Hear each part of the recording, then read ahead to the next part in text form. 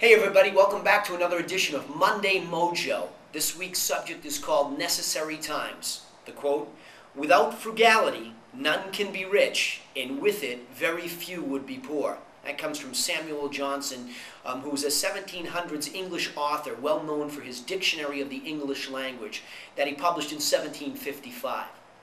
This week I watched the story of a Wisconsin family severely affected by the closing of the local General Motors plant. The father lost his job at the plant, and with not many other great opportunities in clear view, the family was reduced financially to surviving on the $36,000 salary of the wife who was employed by the Girl Scouts. You talk about your all-American apple pie story. The angle of the expose was that of the family's three boys and how the parents might not be able to afford putting the boys in the local baseball league. Although the cost of $1,500 for the year for all three to participate now represented a large portion of the family's income, they remained resolute in their desire to make it happen. The father expressed that although he was formerly a skilled factory employee, he was not beyond rolling up his sleeves and doing whatever it would take to survive. The mother's determination seemed even greater as she expressed that she would simply find a way.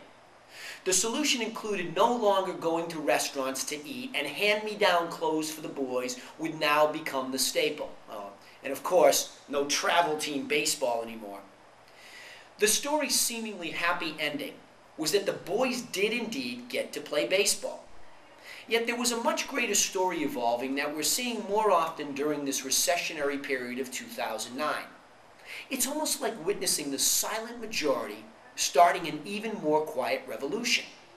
The front page of USA Today also featured the story of a young Generation Y couple, or 20-somethings, that had been told by their banker that they could buy a home for $550,000. But instead, they opted for a more conservative approach and bought a comfortable abode in the high 300s.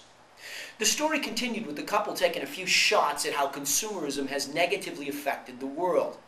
Now, I would have to pledge my solidarity with these families because I, too, have been empathizing with these types. I pulled my own emergency whistle many months ago as I felt the Ponzi scheme being revealed. And I'm not talking about just Bernie Madoff. I mean, he's just a symbol of the greater scam. You know, the scam we perpetuate on ourselves. From a business perspective, I rallied my coaching students, clearly not as much as I was trying to warn myself, around the phrase to adopt a mentality of frugality. A mantra so much more difficult to live by when the economy is carrying us along like that perfect wave that seems like it's offering the never-ending ride, until of course it comes crashing down upon us ruthlessly and with unforgiving force.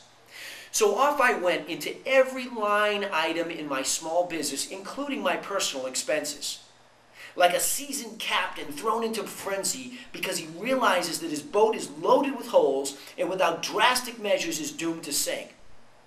I've been told by a few fighter pilots that few missions in Vietnam that the intensity of focus and the complete awareness that they achieved in that moment gave them the greatest sense of being alive that they had ever had in their lives.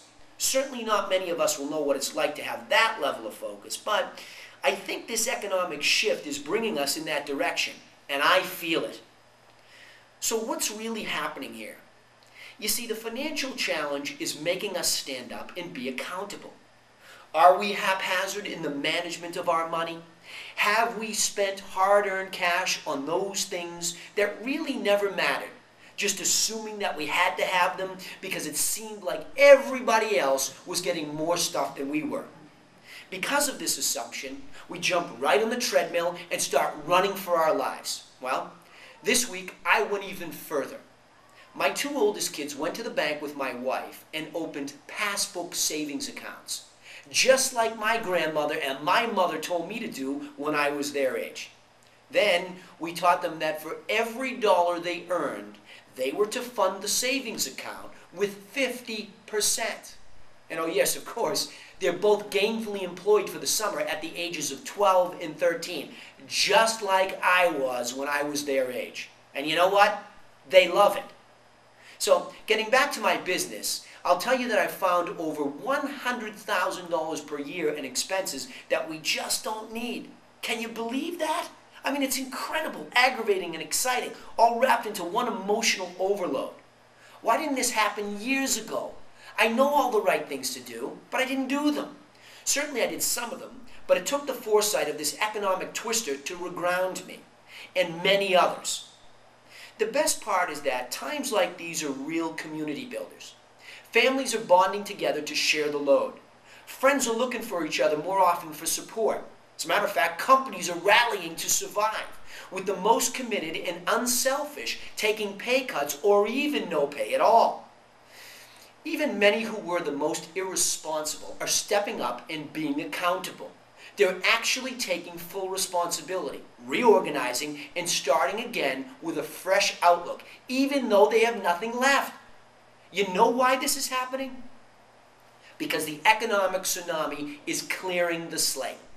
It's giving us a collective reason to come clean. We're no longer pretending that we don't care. We're no longer faking that we can't afford what we can't. Ultimately, we've been pushed so far backwards that there is no time for pretense, only action. So the thinking tool today is to join the revolution of the silent majority.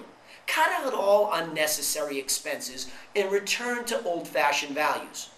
Do whatever it takes to make a financial living, and don't act like you're beyond any type of job. I mean, I get sick when I hear someone referred derogatorily to flipping burgers for a living or getting dirty in the field to feed their family.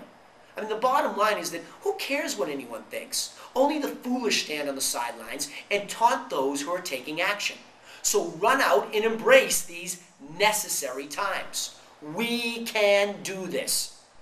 This is another thinking tool brought to you by freethinkingtools.com. Think and thrive.